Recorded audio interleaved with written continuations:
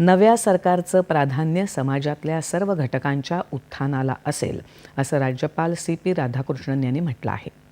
विधिमंडळासमोर आज राज्यपालांचं अभिभाषण झालं.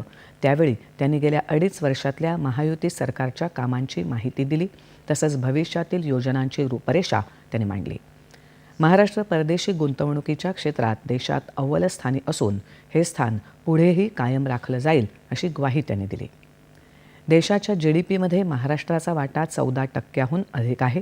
आपल्या सरकारनं 2028 पर्यंत 1 ट्रिलियन अर्थव्यवस्थेचं राज्य बनवण्याचं उद्दिष्ट ठेवलं आहे, असं राज्यपाल म्हणाले.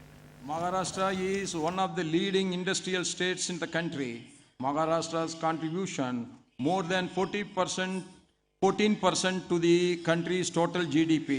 The state is preferred destination for foreign direct investment. In year 2023-2024, Maharashtra topped in the country in foreign direct investment with rupees 1,25,101 crore investments. My government has set a very ambitious target of making Maharashtra the first state in the country to achieve the target of $1 trillion economy by the year 2027-2028.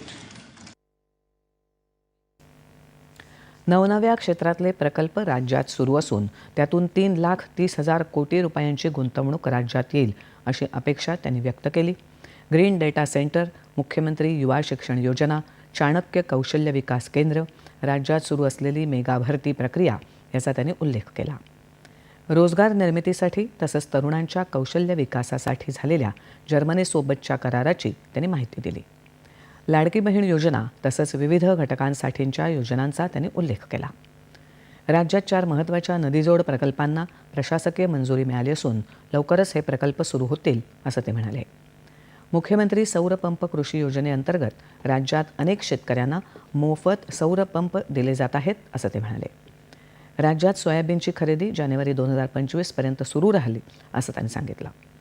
Maharashtra Karnataka सीमा प्रश्न सोडवण्यासाठी सर्वोच्च न्यायालयात दाखल करण्यात आलेल्या याचिकेत आपलं सरकार राज्याची बाजू जोरकसपणे मांडत आहे, असंही त्यांनी सांगितलं.